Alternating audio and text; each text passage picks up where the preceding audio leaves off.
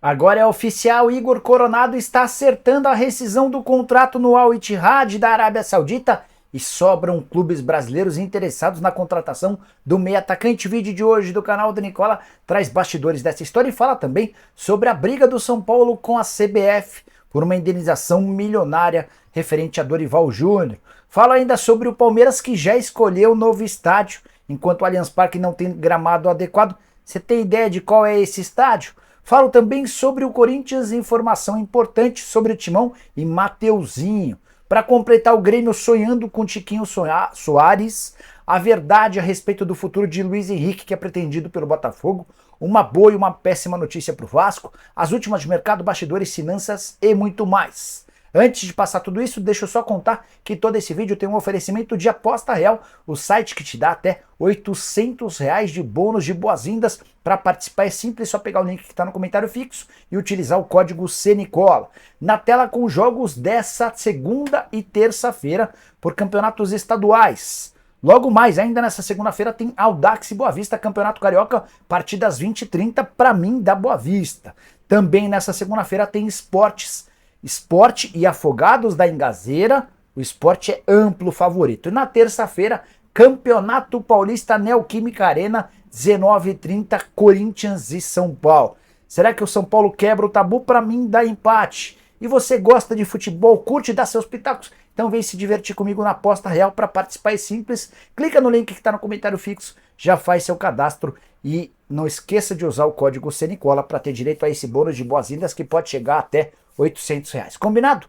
Bora começar o vídeo com aquele tradicional giro de notícias e a primeira informação é que Atlético Mineiro e Cruzeiro anunciaram que todos os clássicos nas temporadas de 2024 e 2025 terão torcida única. O mandante é o único que vai poder levar a torcida, uma grande derrota também em Minas Gerais. Durante muito tempo, 50% de torcedores para cada lado, foi assim durante a maioria do tempo dos clássicos em BH. Quero contar também que o goleiro Otávio, de 18 anos de idade, pode passar por um período de estágio no Valladolid. O Samuel Venâncio chegou a contar que ele está indo para lá, muita repercussão negativa. Informação que eu obtive dentro de uma pessoa, dentro do Cruzeiro, é de que a ideia é fazer um intercâmbio, para que ele possa ganhar um pouco mais de experiência, entender um pouquinho dos métodos e práticas dos treinamentos no futebol espanhol, voltando à sequência, goleiro que renovou recentemente seu contrato até dezembro de 2028. Para completar o giro de notícias, contar que Flamengo e Sampaio Corrêa, jogo válido pelo Campeonato Carioca, marcado para quarta-feira no Mangueirão, já tem 50 mil ingressos vendidos, restam apenas entradas de R$ 600. O Fla mais uma vez jogando com casa cheia em seu retorno ao Brasil. Jadelcir Sonda, um dos empresários mais ricos do país, patrimônio avaliado em 5 bilhões de reais, se reuniu com Marcelo Teixeira na Vila Belmiro, entre outros temas, a dívida que o Peixe tem de cerca de 30 milhões de reais com o Delcir. Para completar, o Bruno Melo, ex-zagueiro e lateral de Fortaleza e Goiás, está de mudança para o Curitiba, pedido do técnico Guto Ferreira. Eles trabalharam juntos nos tempos de Goiás na temporada passada, mais um reforço do Coxa que tenta fazer bom campeonato paranaense e subir na Série B. Hora de falar sobre a boa e a péssima notícia no Vasco.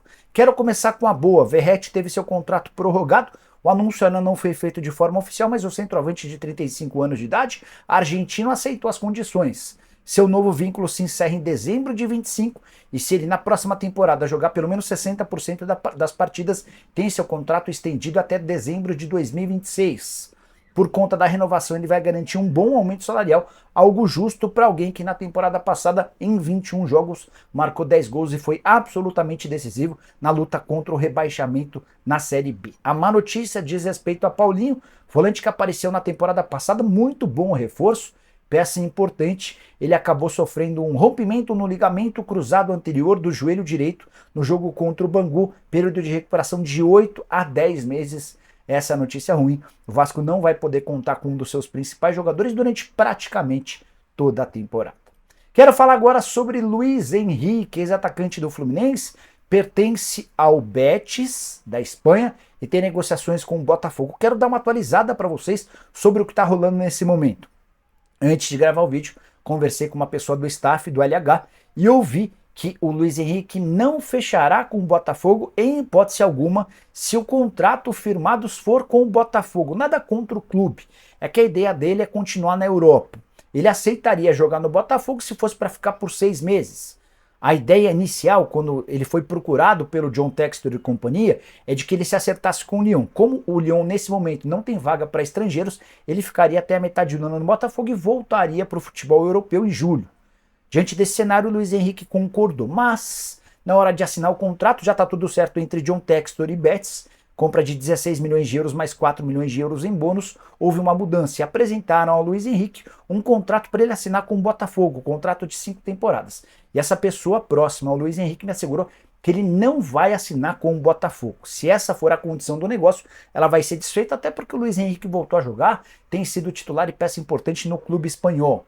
O LH topa, inclusive, se não for para fechar com o Lyon, se mudar para o Crystal Palace. Mas a ideia dele é ficar na Europa, a menos que seja algo pontual, de vir jogar por 6 meses aqui e depois voltar ao velho continente. Atleta que também foi pretendido por Fluminense, por Flamengo, Corinthians, entre outros. Essa é a realidade de momento. Teve um jornalista espanhol que chegou a cravar que o Luiz Henrique já havia dito sim ao Botafogo e estava tudo certo. A informação que eu tenho, respeitando a apuração de todos os outros, é diferente e tem sido assim desde sexta-feira, quando todo mundo já havia cravado que o Luiz Henrique era atleta do Botafogo. Só para completar sobre o Fogão, contei com exclusividade na manhã dessa segunda-feira que Igor Jesus é novo reforço do Botafogo. Ele assinou um pré-contrato com o clube de General Severiano. Pré-contrato vale a partir de julho, mas o Igor Jesus e seu empresário tentam convencer o Shabab Al-Ahly a liberá-lo de forma antecipada já agora. Quero falar sobre o Grêmio, que está de olho em um atacante dos melhores, mas operação das mais complicadas. O tricolor gaúcho tem a intenção de contratar Tiquinho Soares, cujo contrato no Botafogo se encerra em dezembro desse ano, informação do jornalista Eduardo Gabardo. Já houve uma primeira consulta ao staff do Tiquinho e também ao Botafogo, que descartou por completo qualquer tipo de negociação. Então, o Grêmio só vai conseguir avançar em relação ao Tiquinho se pensar para a temporada de 2025, precisaria assinar um pré-contrato a partir de julho. Não há porquê no Botafogo liberar um dos principais centroavantes em atividade no futebol brasileiro, embora o Botafogo tenha apresentado enorme queda de rendimento na reta final da temporada. O Tiquinho foi um dos que mais se salvaram em 2023. Só para completar, vale a lembrança de que o Grêmio busca um centroavante há bastante tempo e a janela por aqui se encerra em 7 de março. Nesse momento o Grêmio conta à disposição do meio para frente com Everton Galdino, Jonathan Robert, JP Galvão, Pessassi, Natan, Soteldo e André Henrique. A busca por um substituto se dá por conta do vazio deixado com a saída de Luizito Soares. Hora de falar sobre o Corinthians, que igualou a proposta do Botafogo para ter Mateuzinho, lateral direito que pertence ao Flamengo e velho sonho do Timão. Corinthians, desde o ano passado, negocia com o Flamengo a contratação do Mateuzinho. E o Augusto Melo, presidente do Corinthians, deu uma entrevista nas últimas horas assegurando que ofereceu os mesmos 4 milhões de euros ao Flamengo que o Botafogo havia proposto no fim de semana. Você vai lembrar que John Textor e Rodolfo Landim se encontraram, assistiram ao jogo do Flamengo lá nos Estados Unidos. Foi nesse encontro que o Botafogo sugeriu 4 milhões de euros ou 22 milhões de reais para a aquisição do Mateuzinho. O Flamengo concordou com a proposta, mas faltava o sim do Mateuzinho. E de acordo com Augusto Melo, o Mateuzinho quer jogar no Corinthians, é torcedor do Timão, chegou a treinar no clube e tem a intenção de fechar. Diante disso, o Corinthians cobriu ou igualou a proposta do Botafogo, os mesmos 4 milhões de euros, e aguarda pelo sim do Flamengo para que possa sacramentar a contratação do lateral direito, que não vai ser utilizado pelo Tite, inclusive já jogou com outros meninos da base no Campeonato Carioca, enquanto os atletas do time principal faziam amistosos nos Estados Unidos. Só para completar sobre o Corinthians, enfim, a novela Rodrigo Garro está chegando ao fim. O Tadieres emitiu os documentos para que o Garro possa ser inscrito no Corinthians, mas há uma burocracia. Agora a Federação Argentina precisa enviar esses documentos à Federação Brasileira, no caso a CBF, que vai enviá-lo para a Federação Paulista. Esse trâmite pode durar até 10 dias. A expectativa é de que aconteça de forma mais rápida. Dificilmente o Garro vai ter condição de jogar contra o São Paulo nessa terça-feira, mas para o fim de semana se torna uma possibilidade absolutamente real. Quero falar agora sobre o Palmeiras, que já procurou a Federação Paulista para notificar sua intenção de mandar o próximo jogo em casa no Campeonato Paulista contra o Ituano, marcado para o dia 8 de fevereiro em outro estádio e não mais no Allianz Parque. Você sabe que nesse domingo, depois do jogo contra o Santos, o Palmeiras emitiu uma nota afirmando que não joga mais no Allianz Parque enquanto não houver uma reforma importante no gramado. As condições são muito ruins e a responsabilidade pela melhora do gramado é da W Torre, com quem o Palmeiras tem uma briga antiga. Vocês têm ideia de qual é o estádio que o Palmeiras solicitou à Federação Paulista para poder atuar? Acertou, obviamente, quem lembrou da Arena Barueri, estádio que foi comprado, adquirido, numa concessão na temporada passada pelos próximos 30 anos pela Leila Pereira.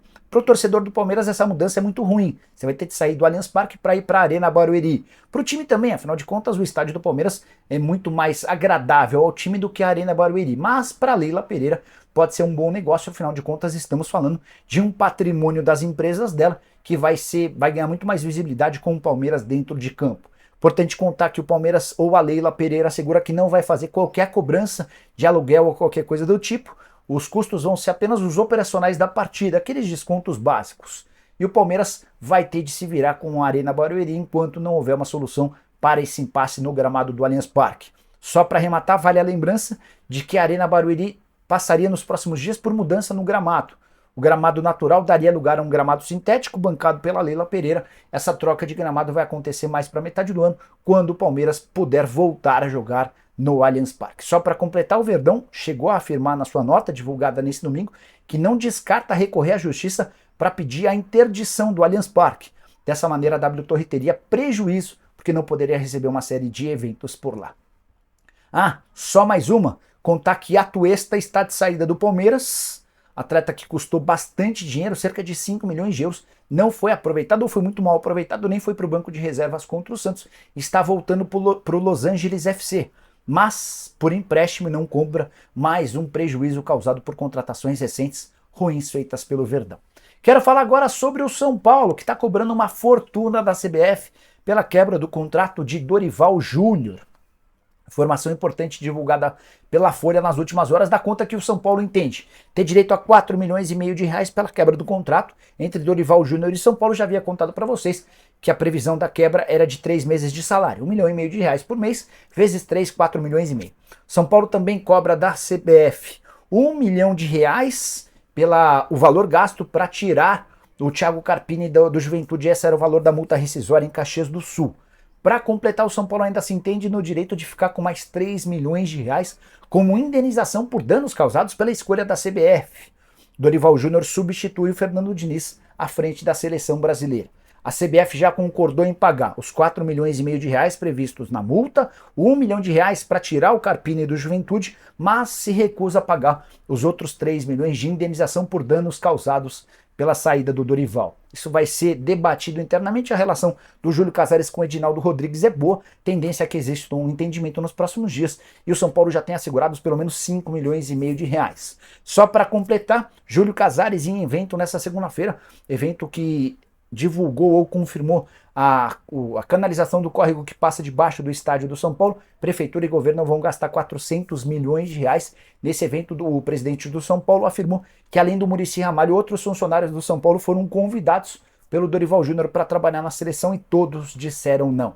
Saideira do São Paulo, Rafinha e Michel Araújo estarão à disposição do Carpini para o clássico contra o Corinthians, marcado para a noite dessa terça-feira na Neoquímica Arena. Bora fechar o vídeo com informação super importante. Já havia contado para vocês alguns dias atrás que Igor Coronado, meio atacante brasileiro de 31 anos de idade, muito bom jogador que pertence ao Al-Ittihad, discutiu os últimos detalhes da rescisão do contrato. Essa rescisão ainda não foi assinada, mas já está sacramentado que ele não joga mais por lá. Houve um papo reto entre o representante do atleta, o jogador, e o Marcelo Gajardo, técnico do time saudita, e combinaram que ele nem vai ser inscrito nas próximas competições, está fora. As partes só acertam os últimos detalhes de um pagamento de indenização pela quebra do contrato de forma antecipada. O Coronado tinha vínculo até metade do ano que vem, ganhava 5 milhões de dólares por temporada. Aqui vem a notícia importante: além dessa rescisão e do fato do Igor Coronado estar livre, há a intenção do atleta em jogar no futebol brasileiro. Tem 31 anos de idade e nunca atuou profissionalmente por aqui, já rodou por várias partes do mundo, com mais destaque no Oriente Médio.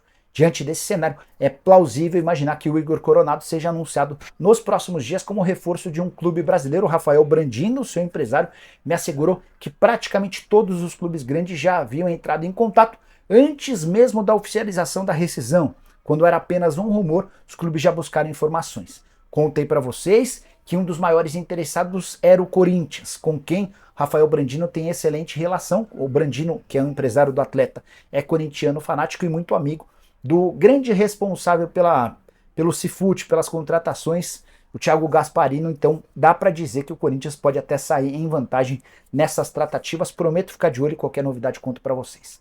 Curtiram o vídeo, deixem like, se inscrevam no canal. Nos encontramos às 7. Tem programa do Nicola. Abraço, tchau.